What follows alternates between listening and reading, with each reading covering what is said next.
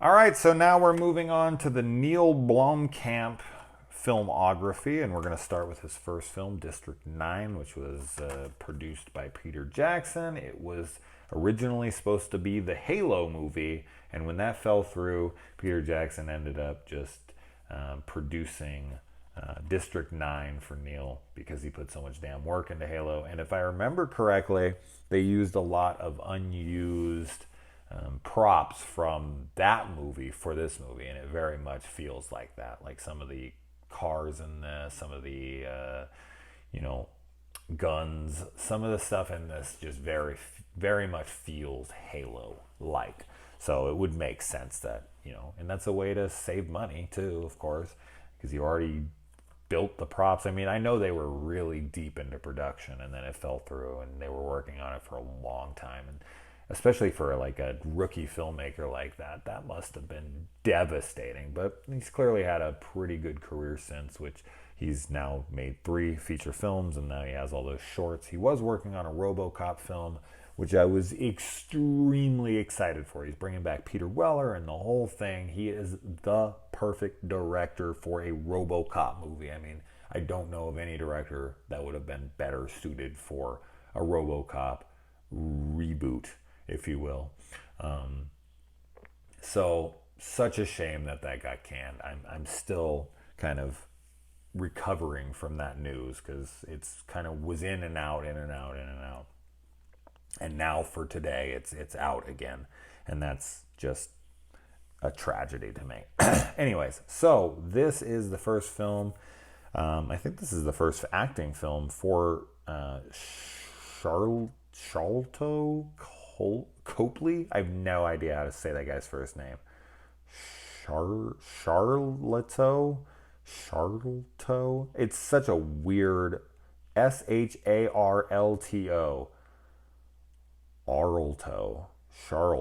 Charlto? I don't know.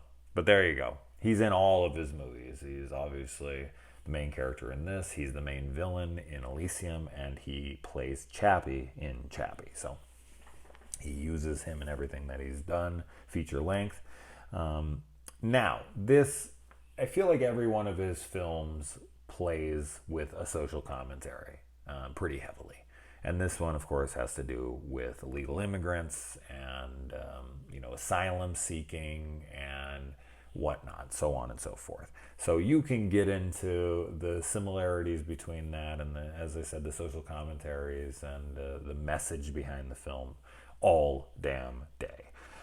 So the ship goes up and it sits there for about 3 months before they finally go up to it, cut their way in, and then find these really malnourished, weird looking prawn, as they call them in the film, creatures, and they bring them down to earth, and for political reasons, because they don't want a bunch of bleeding hearts coming after them for exterminating a race of living beings. So they allow them coming down, and then 20 years later, they've been on Earth now, and there's 1.8 million of them living in this little shanty town that is pretty much on lockdown. It's almost like these containment camps and whatnot for illegal immigrants. They throw them in and just like, here you go. You can live in this shitty little area here and you're not coming out of here.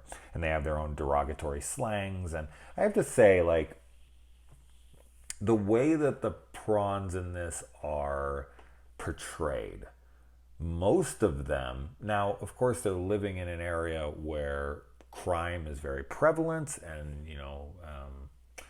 they kind of have to fend for themselves. And a lot of them, I don't know what their species like, but they're aggressive dicks.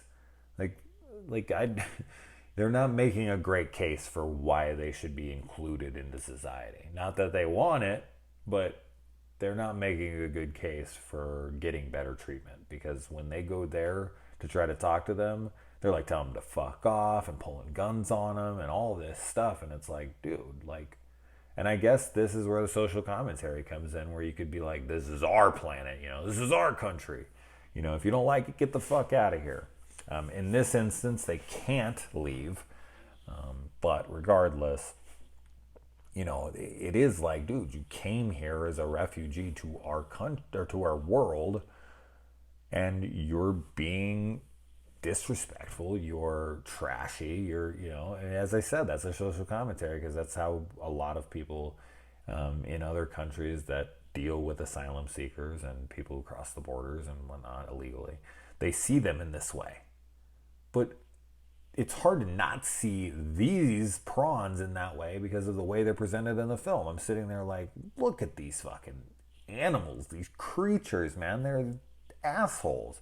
Like most of them. And of course, then we get to know the character later on who ends up kind of being friends with the guy. But that's when he's like half alien, half not. And he feels like he can help him. So I don't know. I guess after 20 years of being treated like shit, now I would have to see how they acted right coming out of that thing. But the way that Americans, of course, I'm in my head thinking about myself. No, they're in Johannesburg. The way that these people treat them, I can understand after 20 years, they're like, fuck you. It also is interesting that, humans also live in District 9, even though in here it says no humans allowed, but there's a lot of gang members that live in there, so an interesting thing there. And there's prostitution too. There's prostitution in here. Although later in the movie, when our main character here gets, he's on the lam and he's trying to find a way to cure himself, he runs into issues because he's projected on the TVs as having sexual relations with a prawn. And it's like, but there's prostitutes that live in District 9 that fuck prawns. So is that like, I guess that would be frowned upon, but maybe if it's the male giving it to with that, I don't know. But for some reason it completely trashes. I guess because he works for the government in that capacity, I guess. But they're trying to slander his name, and I guess the prostitutes there, why would they even care about them? So maybe this is the first that any normal person's hearing about it. But the way this movie's shot, it's kind of odd because it's like half faux documentary and half not at all. So it's an odd combination. Usually movies like this would be like he has a cameraman following him around and it's full on found footage style throughout. I'm glad it's not like that, but it's odd that half of this is documentary style and half of it is not. Just kind of an interesting angle to take with this. The gun's only working if you're an alien. We've seen this plenty of times in the past where your DNA or your handprint, your thumbprint, whatever, fires the weapon. So he goes there to try to evict these aliens. And when he gets there, of course, the black shit goes off in his face. Now, a decent amount of that liquid comes out, and it took them 20 years to collect the amount of liquid they needed to travel. And even just one drop came out of all that shit, and it took 20 years. So like a bunch sprays in his face, but they still have enough to power the ship to leave. That seems off. And that just so happens to turn humans into aliens as well. Like I don't know. None of that makes sense to me. Neither of those things make sense to me. Like, why would their fuel turn him into an alien? I don't know. I guess their fuel runs on... I don't fucking know. I got nothing on that one. And as I said, like, one drop is supposed to be, crucial, and he sprays a ton of it in his own face. So there you go.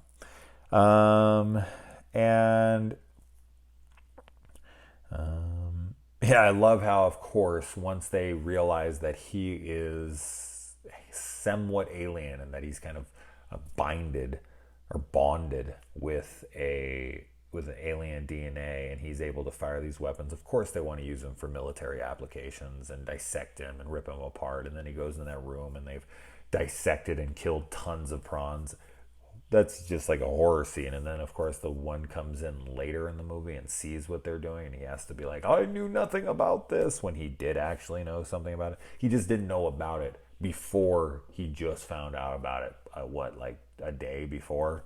So technically he's telling the truth. He didn't know about it prior, but he did know about it before he brought him there. So maybe a warning. But yeah, you're not going to want to give him a warning because he might be like, you're fucking responsible and I'm killing you. His wife kind of turns on him at first, but then she comes back to him in the end.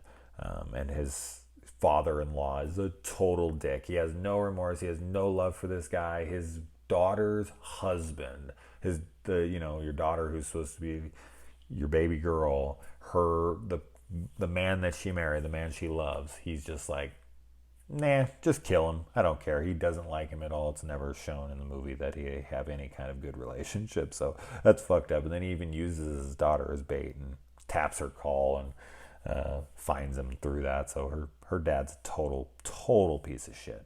Tries to cut off his arm, but then just decides to cut off one of his fingers, one of his claws. Like, if you're going to do that, you might as well just cut the whole thing off. Like, why just cut one finger off? And when he is healed, if he ever is, if that guy does come back in 3 years like he promises, will he be missing a thumb? Would kind of make sense that if he would, right? I don't know. But I don't know why he wouldn't just cut the whole thing. Why just cut, like if I'm going to cut the whole thing, like, why would I just, what is he going to do? Just take it one at a time? Like, that would just be so much more pain. Did he just do it, like, to be like, will this hurt as bad as I think it is? Oh, it did hurt as bad as I thought. Never mind, I'm not going to do it. But just doing it, you might as well have just done it. I don't understand cutting off his thumb only. That made no sense to me. Then he pisses off the gangster dude. Of course, that was going to come back to bite him in the ass. But in the same time, it kind of saved him too, because they were going to take him away and kill him. And then they released him by trying to kill him. So it was a blessing in disguise. So that worked out. And him telling him it's going to be 3 years now. And it's like, I don't have 3 years. He knocks him out, and then he goes out and he gets in that freaking, that mechanical suit that kind of reminds me of the things that they use at the end of Matrix Revolutions, or of course in the movie Avatar, those full, or even Ripley in Aliens. But that's a load lifter. These are a little different. These are purposely for, well, the ones in Matrix are for sure, period. I guess no, both are. Avatar as well. But yeah, something like that. I like when he gets in that thing and then they shoot all the bullets at him, and it magnetically catches all the bullets and holds them in like an orbit, and then just like shoots it back and kills all of them, and then he sticks the gangster guy in the head with that thing, and his head starts to swell up and explodes. Awesome stuff. And then the bodies all explode when they're hit, which is kind of a staple of his films. Same thing happens in Elysium. We'll see if it happens in Chappie. But the guns, when they hit the bodies just explode. Hilarious. Great stuff. Really cool kills. Overly graphic violence. Love it, love it, love it. We've even got body horror in here, which, is always freaky as shit. And I like how the guy shoots the rocket at him and he just grabs the rocket out of the air. He should have bit it, and like the Hulk, or actually, the Abomination. But yeah, he tries to shoot at the ship, and he's just real quick reflexes. He got cat-like prawn leaf. Oh, it's probably because they eat cat food, right? So they got cat-like reflexes. That makes sense. Sure, why not? And then, oh man, when the prawns all come at that guy, and the main commando dude that was, the main villain, I suppose, of the film, they grab him by the head and the arms, and they rip his head off and then tear his body apart. Gnarly. Great stuff. They end up protecting him at that point because he's one of their own. He's enough of them to protect. And of course, he also protected that ship. But he left everyone behind. He's like, I can't leave my people behind. But then he goes over there and leaves them all behind. It's like, I'll be back in 3 years. Hopefully the government doesn't kill you while we're gone. And they don't. They relocate them to District 10. And now, a year later or something, there's 2.5 million of them. And our main character here has gone missing, and we see that he is full prawn now, and he's making little rose gifts for his wife, And I guess we just have to fill in the blanks on if the alien ever came back for him. We do not know. I would like to believe that he did, and of course everyone wants to see District 10, so we'll see if that ever happens. So anyways, adios.